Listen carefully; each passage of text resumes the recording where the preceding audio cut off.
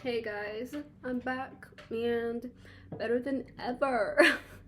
I'm kidding, but I just touched my lip and now I have lip product on my hand. Anyways, this is the third video I'm filming today, so hopefully I don't act like this is the third video. I hope I don't act too tired. I'm drinking Celsius, so I should be energized. We're talking about some of my favorite Asian artists that I've been listening to recently and how you should be listening to it too because they're amazing, you know? I love them a lot. I have some different categories for them. I'm still trying to branch out into my Asian artists and try to listen to more, like, I've been trying to listen to more Chinese songs recently, and I didn't know my Chinese was this bad. It sounds like they're speaking so fast. Well, they kind of are because I've been listening to like Chinese hip hop mainly.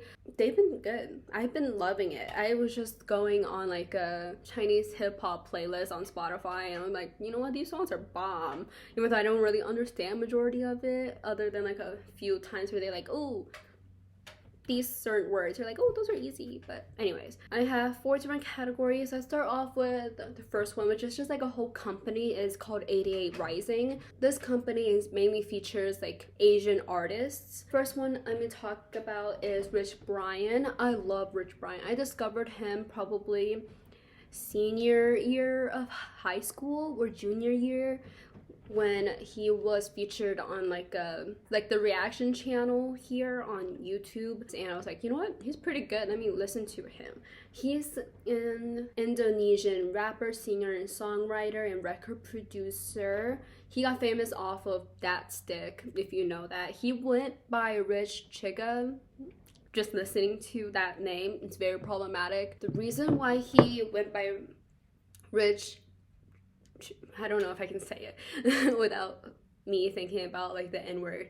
So the reason why he chose that is because he said he wanted to normalize that N-word. English was not his first language, and he mainly learned English through rap songs. And again, with rap and like the whole rap field is mainly dominated by Black people who do use the N-word in their song. He probably thought that it wasn't a big deal, not to justify or anything. It's not anything that I can be like, oh yeah, it's fine for him to do that and stuff like that, which it's not. It's very problematic. So some of my favorite songs by him is Drive Safe, Love in My Pocket, The Sailor. That album is splendid. I love basically every single song from there. And again, he got like pretty popular off with That Stick, but again, that's not one of his best songs. Another one of 88 Rising's like featured artist is Nikki. She is an Indonesian singer-songwriter and record producer. She just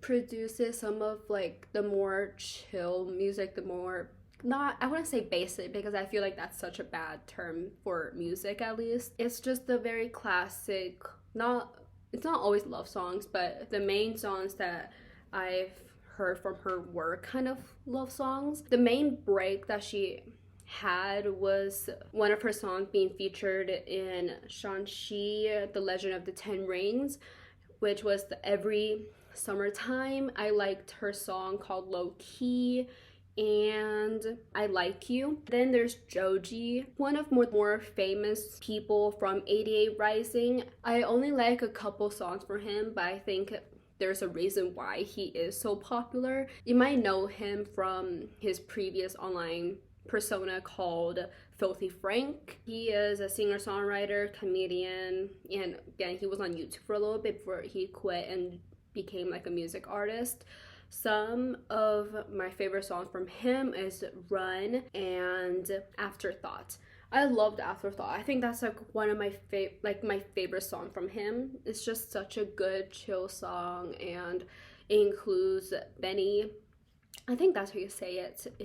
She's like a different artist. Next category is popular. These are like the artists that you probably already heard of, already know, or already listened to. One of them including Eric Nam, sorry, don't know how to say his name, even though I love him. He's so funny. His concerts, I've never been, but I've seen clips of it online and it's just so funny. He's a comedian, just natural comedian. He is singer, songwriter, and He's Korean. He has some songs in Korean, but majority of the songs that I heard from him are spoken in English. He recently came out with new songs. One of them is I Don't Know You Anymore, which is in my Spotify. Always, constantly love that song. But some of the more older songs from him that I like is Congratulations and You're Sexy, I'm Sexy. You're Sexy, I'm Sexy is kind of like a funny song to me. I don't know, you just have to listen to it. It's a very fun song. Another one is Mitski. I think I've only listened to one or two of her songs because I got pretty popular on TikTok. She is a Japanese American singer-songwriter. The only songs I've listened from her is Washing Machine Heart and Nobody. You know, like Nobody, like famous things like Nobody, Nobody, no. Yeah, like that song. That one's kind of played out in my opinion. But Mitski is a very good artist if you like sad songs. Like if you just want to go cry. Like that's like the artist to go for because she creates some of the best sad music. Now moving on to another category, and this category is like another language. So if you don't mind listening to songs in another language, this is like the perfect place for you. The first artist I'm going to talk about, which I recently discovered, and he's so good. I love him already. He is a Chinese music artist. He is called AK Brian. Where did I come up with that name? Okay, AK Benjamin. I found him because of like that whole playlist from like hip-hop Chinese music. There's a freestyle called Young DiCaprio and it's so catchy. Majority of his songs are mainly Chinese dominated and with occasional lines that are in English. Another one is called, his name is Jeff Setter, I think. He is recently most famous for being in some boy love dramas, which is how I found out about him because he is in the very popular series right now called Kin Porsche, and he is a Thai actor and singer. One of his songs I listen to like daily, every single day, at least once a day on my trip, and it's so good. It's like my favorite song at the moment. It's called Comedy. Like his songs are more slow paced. Not like slow song, but they're very slow, and majority of his songs are in Thai. He recently came out with a song called Hide. Yes, Hide. The other songs I can't really pronounce because they're written in Thai. His songs are mainly featured in those boy love dramas because he plays some characters in those. That is why he started like getting more traction for his music because they do feature his songs. And another person that I love is Jay Park. He's pretty popular as well. He's not pretty popular, he's very popular. I would have put him in the popular category, but his majority of his songs are in another language, so I decided to put him under the another language category. He is an American rapper, singer-songwriter, record producer, dancer. He is Korean. Some of my favorite songs from him is Mame, and another one is Drip, which features Jessie, another Asian artist, Korean artist. He got some great songs under his belt, let me tell you. They're so good. I started listening to him recently on the road trip because like, you know what, I want to listen to more Asian artists. API month, you know, ooh, it's almost ending, but still. I already knew him or have known about him since I started watching Asia's Got Talent a couple years ago, and he is one of the judges on there, but I never actually listened to his music before until recently, and I have to say I love it a lot. The last category I'm going to be talking about is other. There's only one artist under here, and her name is Tiffany Day.